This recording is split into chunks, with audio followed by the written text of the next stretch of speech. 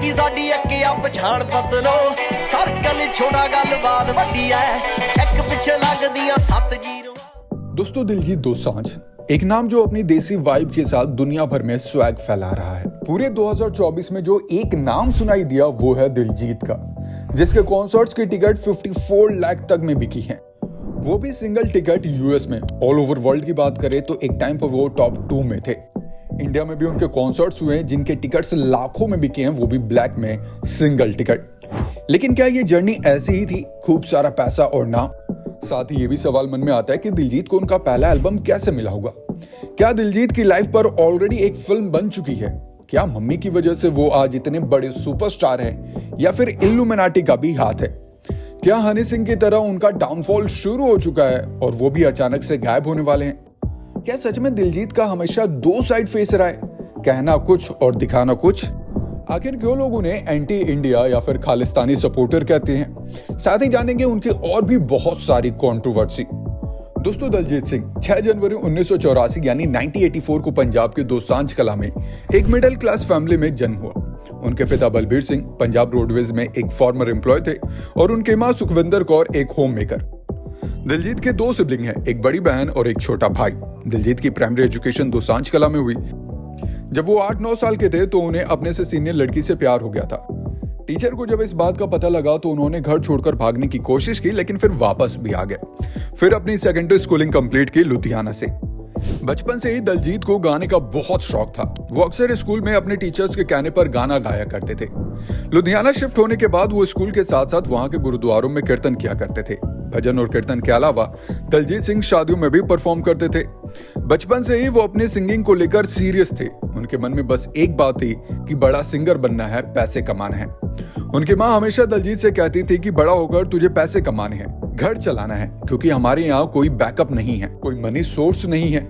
इसीलिए उन्होंने महान उस्ताद गोविंदर सिंह आलमपुरी और प्रोफेसर करतार सिंह के साथ अपनी ट्रेनिंग ली। गोविंदर सिंह आलमपुरी एक अनुभवशाली गुरमत संगीत ट्रेनर है, जिन्होंने 35 साल तक म्यूजिक टीचर के रूप में अपनी सेवा की और आज भी अपना कीर्तन जत्था चलाते हैं। दूसरी तरफ प्रोफेसर करतार सिंह, जिन्हें पद्मश्री अवार्ड मिला था। करतार सिंह जो कि एक गुरमत संगीत एक्सपर्ट टीचर और ऑथर हैं, जिन्होंने अपनी पूरी जिंदगी गुरमत संगीत को रिस्टोर और उन्हें प्रमोट करने के लिए डेडिकेट किया। दिलजीत 14-15 साल से ही वो मौके की तलाश में थे, जो मिला उन्हें 17 साल की उम्र में। उनकी मुलाकात राजिंदर सिंह से हुई, जिसके साथ दिलजीत का पहला एल्बम सॉन्ग आया इश्क दा उड़ा अड्डा। आकी तैनू नी चढ़ी जवानी होई फिरदी अज दीवानी। एल्बम का म्यूजिक बबलू महेंद्र ने कंपोज किया और लिरिक्स बलवीर बोपाराई ने लिखे थे। इश्क दा उड़ा अड्डा 2004 में फाइन टून कैसेट, जो कि टी सीरीज का ही एक डिवीजन है, उसके अंडर रिलीज किया गया।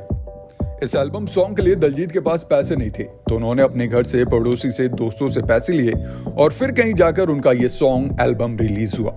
इस एल्बम के रिलीज के दौरान एक चीज बहुत खास हुई, राजिंदर सिंह ने दिलजीत का दिलजीत कर दिया। दिलजीत को कहा कि नाम चेंज कर लो, स्टेज पर बुलाने में अच्छा रहेगा, और उन्होंने किया भी, जो उनके ब्रांडिंग को और बेहतर बनाने के लिए बहुत जरूरी था और सही कदम भी था। इसके बाद हर एल्बम, हर स्टेज पर सिर्फ दिलजीत कहा और दिलजीत लिखा।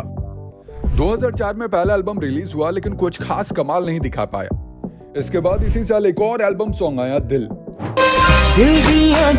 विच सबे सब लेने आ, कहना भी चाहिए पर, जिसमें कई अच्छे सॉन्ग्स भी शामिल थे, जैसे कि नच दिया अलरा कुवारियां,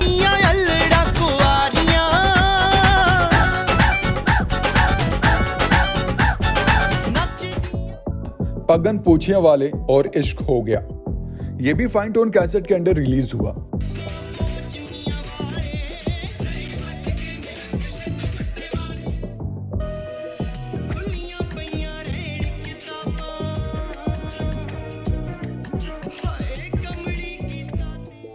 दिलजीत के गाने हिट तो नहीं हो रहे थे, लेकिन हर सॉन्ग के साथ कुछ अच्छा खासा फैन फॉलोइंग उनके नाम जरूर हो रहा था। थर्ड एल्बम रिलीज हुआ इस्माइल 2005 में, producer by Sukhpal Singh.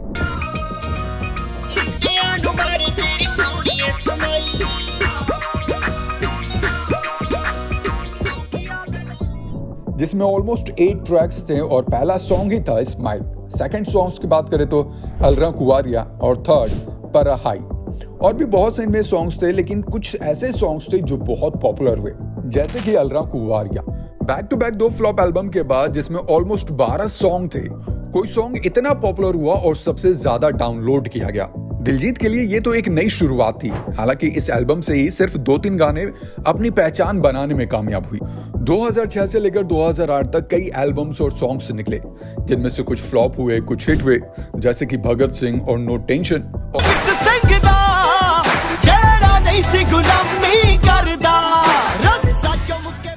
Audience के बीच अपनी जगह बनाने में कामयाब रही। इस बीच दिलजीत ने अपने नाम में दोसांझ ऐड किया, जहां अभी तक 2004 से लेकर 2006 तक सभी एल्बम में दिलजीत यूज किया जाता। लेकिन थोड़ा बहुत फेम पाने के बाद उन्होंने एज अ प्राइड लोग उन्हें उनके गांव और उनके रूट को याद रखे, इसीलिए दिलजीत सिंह से वो दिलजीत दोसांझ बन गए। हालांकि दिलजीत इकलौते ऐसे नहीं है, ऐसे बहुत से सिंगर हैं जो अपने गांव को एज अ सरनेम यूज करते हैं। 2009 में दिलजीत दोसांझ ने अपना album the next level release किया।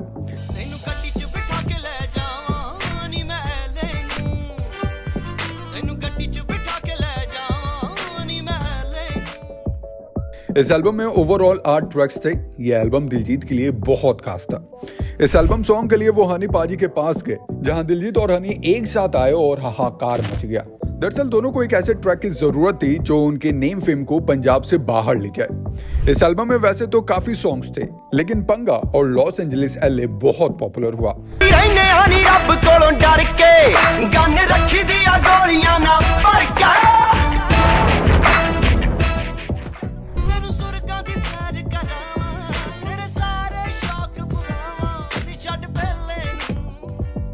हनी सिंह और दिलजीत की जोड़ी पंजाब से बाहर बॉलीवुड तक पहुंची। यहाँ तक कि बाहर के कई देशों में भी इसे बहुत पसंद किया गया। दिलजीत दोसांझ की पावरफुल वोकल और यूयो हनी सिंह का रैप और म्यूजिक, जिसे सुनने के बाद दिल दिमाग अपने आप डांस करने लगता है, गुनगुनाने पर मजबूर हो जाता है। ये 2 सॉन्ग सुपर डुपर हिट हुए।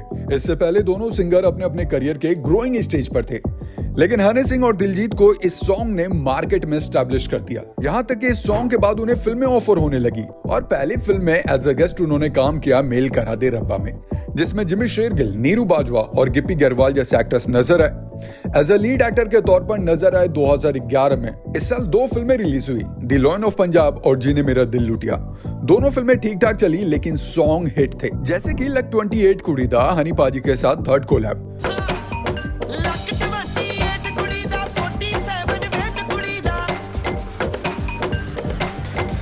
उनके करियर का एक ट्रांसफॉर्मेटिव सॉन्ग साबित हुआ।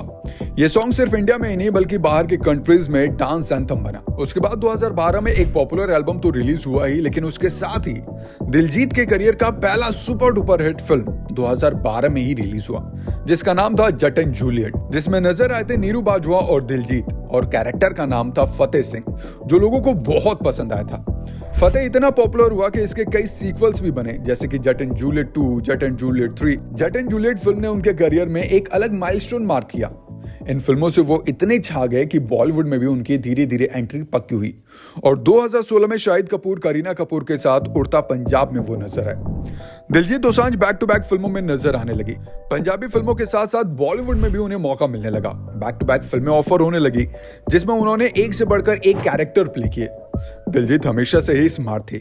उन्हें पता था कि बॉलीवुड इंडस्ट्री उन्हें वो नाम और फेम दिला सकता है जो पंजाब में उन्हें नहीं मिल सकता। इसलिए पंजाबी सिनेमा से ज्यादा उन्होंने बॉलीवुड को अहमियत दी। पहली फिल्म उड़ता पंजाब ऑफर हुई तो बिना पैसे के काम करने के लिए तैयार हो गए।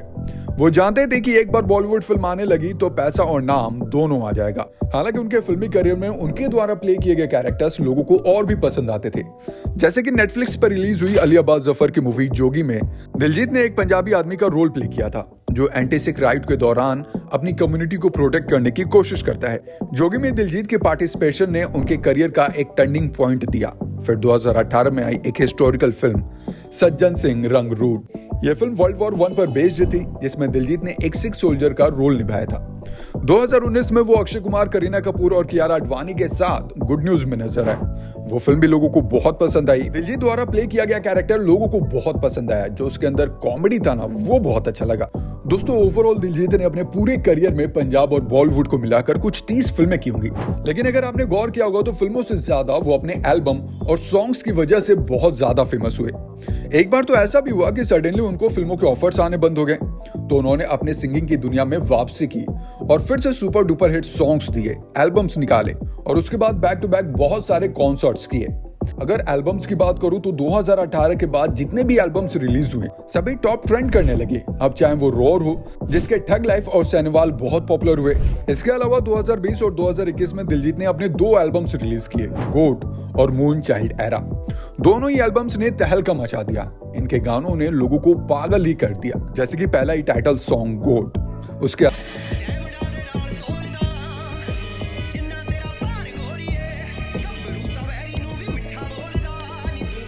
अलावा क्लैश, बॉर्न टू शाइन। साडी अक्के पछाण पतलो सर्कल छोटा गलबात वड्डी है, एक पिछे लगदियां 7 जीरोआ और भी बहुत से। अगर मून चाइल्ड एरा की बात करूं, एल्बम की बात करूं तो ब्लैक एंड व्हाइट, ओहो हो क्या सॉन्ग है, मतलब अलग ही वाइब देता है। काला काला सूट बिल्लो चिट्टा चिट्टा रंग नी गलो करदा ओ लखां च तू एक गल जमा फेरनी मेरी रोली डेट। आफ्टर दैट लूना और लवर,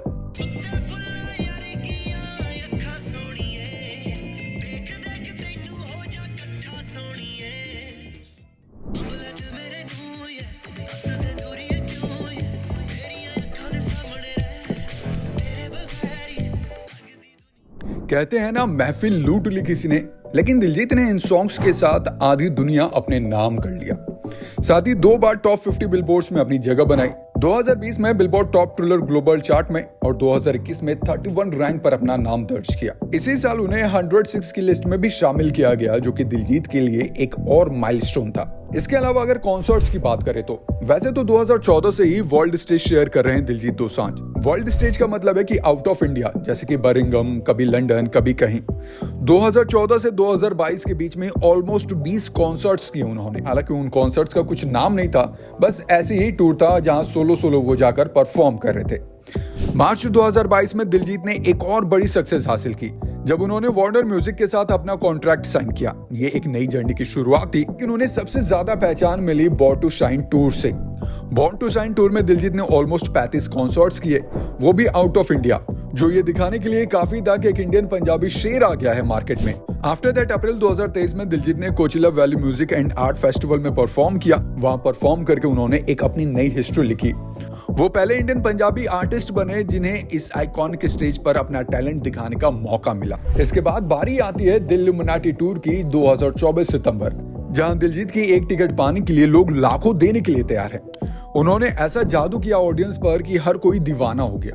इस टूर की लग्जरी टिकट नॉर्मली जो 60,000 में सोल्ड हो रही थी और बेस प्लान जो 7,000 से 10,000 से शुरू हो रहा था, वो ब्लैक में 2 से 5 लाख में लोग खरीदने के लिए तैयार थे।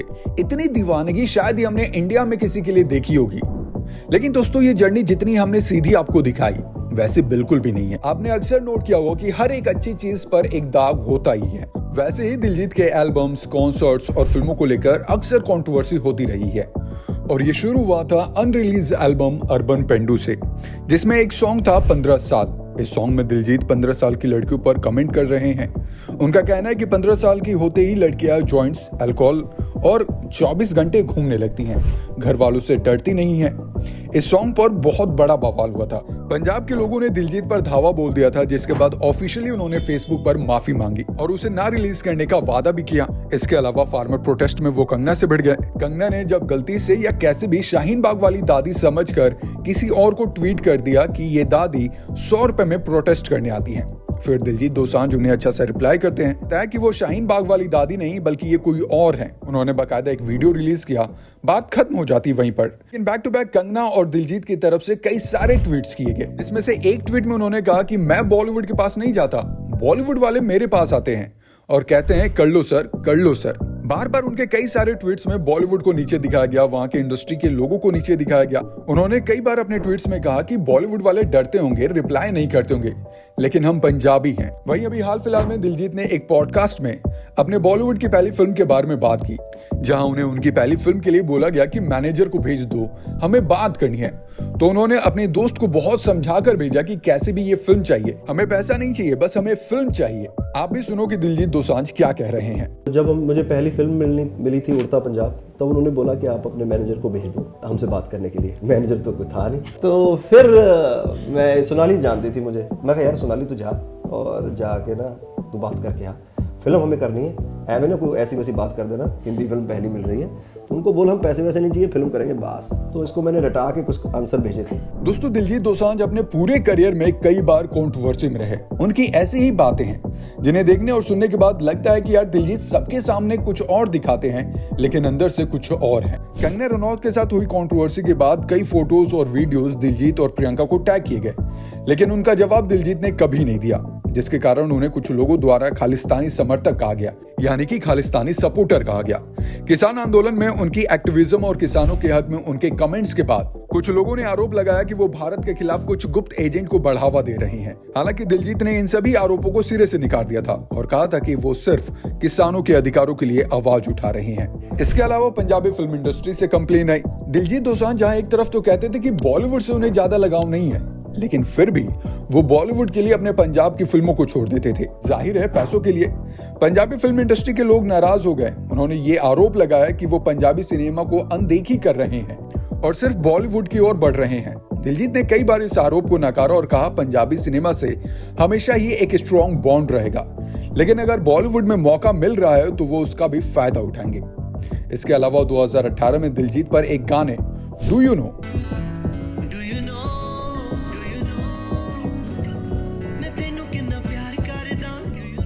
जो बहुत पॉपुलर हुआ था, आरोप लगे कि उन्होंने कुछ इंटरनेशनल म्यूजिक वीडियो से कॉपी किया है। हालांकि दिलजीत ने इस मामले पर ज्यादा अपना रिएक्शन नहीं दिया, लेकिन यह विवाद सोशल मीडिया पर लगातार चर्चा का सब्जेक्ट बना। कंट्रोवर्सीज की लिस्ट सिर्फ यहीं पर खत्म नहीं होती। हाल ही में इम्तियाज अली और दिलजीत दोसांझ की एक फिल्म आई थी चमकीला, जो कि नेटफ्लिक्स पर रिलीज हुई, जो कह सकते हैं काइंड ऑफ बायोग्राफी थी। उसके लिए दिलजीत ने अपने बाल कटवा लिए थे, जिसकी वजह से लोगों का मानना था कि उन्होंने हमेशा अपने धर्म और संस्कृति का अपमान किया है। बाल और पगड़ी पंजाबी कल्चर या फिर वहां के लोगों के लिए एक शान है। हालांकि दिलजीत ने इस मामले में कोई सफाई नहीं दी। अगली कंट्रोवर्सी की बात करें तो उन्हें एंटी इंडिया और खालिस्तानी सपोर्टर बताया गया। दरअसल बात है 2019 की, जब FWICE ने दिलजीत को हस्टन में होने वाले शो को कैंसिल करने के लिए कहा, क्योंकि उस शो को पाकिस्तान में रहने वाले मिस्टर रेहान सिद्दीकी ने ऑर्गेनाइज किया था। रेहान जो कि एक टेररिस्ट है और ISI का आदमी है। यह सारी प्लानिंग की गई थी मोदी जी के लिए, क्योंकि मोदी जी वहां पर विजिट पर जाने वाले थे उस स्टेडियम में।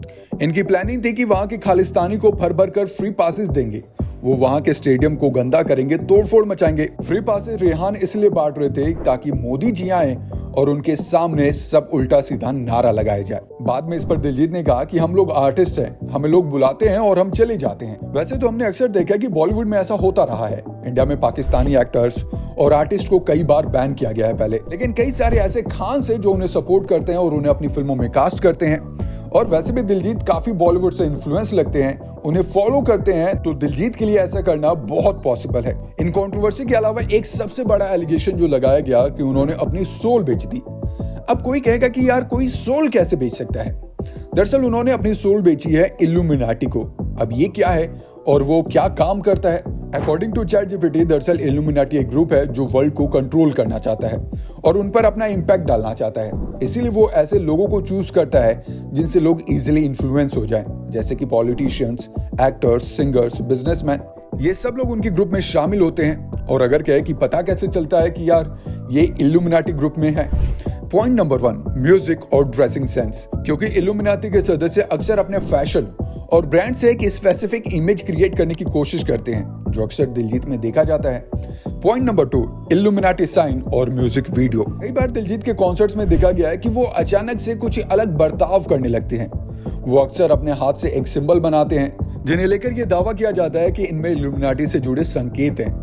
इस तरह के सिंबल्स पिरामिड, ट्रायंगल, आखिरी आंख यानी कि ऑल सीइंग आई या हैंड सिग्नल्स शामिल होते हैं, जो इल्यूमिनाटी के सिंबल के रूप में पहचाने जाते हैं। पॉइंट नंबर 3, वेस्टर्न इंपैक्ट और इंटरनेशनल हेल्प।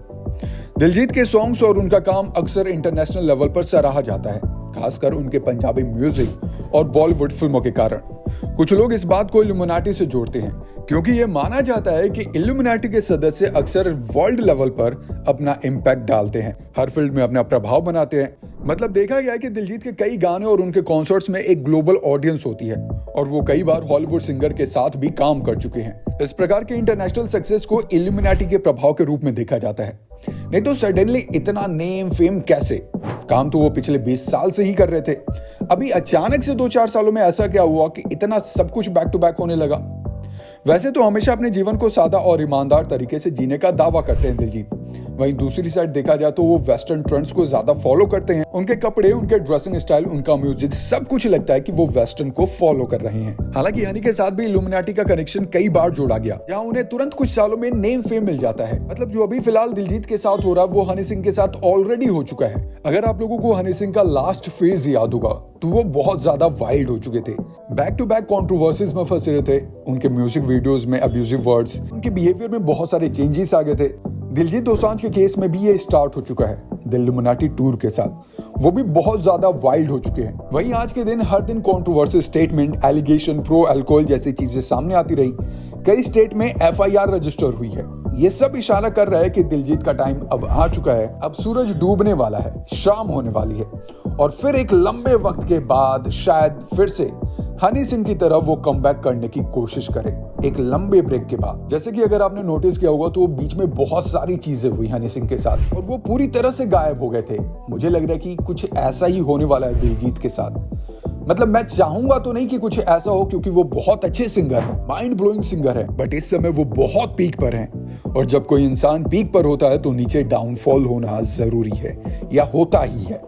दोस्तों वैसे तो आपको सभी सवालों के जवाब मिल गए होंगे, लेकिन एक सवाल कि क्या सच में दिलजीत दोसांझ के ऊपर एक फिल्म बन गई है? तो मुझे जहां तक लगता है, फील होता है कि हाँ, उनके ऊपर ऑलरेडी इम्तियाज अली ने एक फिल्म बना रखी है। नाम है रॉक स्टार, रणबीर कपूर की फिल्म। अगर आप लोगों को वो पूरी फिल्म याद होगी तो आपको पता होगा कि दिलजीत दोसांझ की कहानी लगभग वैसी ही है, बस उस फिल्म में एक लव एंगल जोड़ दिया गया था। रणबीर कपूर भी एक टाइम आता है जब बहुत पीक पर होते हैं और आफ्टर दैट डाउनफॉल स्टार्ट होता है। वेल, ये मुझे लगता है कि फिल्म की कहानी दिलजीत से काफी सिमिलर है। बाकी आप अपनी राय नीचे कमेंट बॉक्स में रख सकते हैं। साथ ही नीचे कमेंट बॉक्स में आप भी इन सवालों का जवाब दें, जिससे बाकी के लोगों का व्यूज क्लियर हो सके, या फिर हो सकता है कि इस वीडियो में कुछ गलत इंफॉर्मेशन हो जो आपकी वजह से ठीक हो सके, क्योंकि ये वो बातें हैं जो ऑलरेडी पब्लिक प्लेटफॉर्म पर मौजूद है। अब इसमें से कितना सही है कितना गलत ये तो हमें भी नहीं पता। आप अपने पॉइंट ऑफ व्यू हमें जरूर शेयर करें कि आपको वीडियो कैसी लगी और इसमें दिए गए इन्फॉर्मेशन कैसे लगे।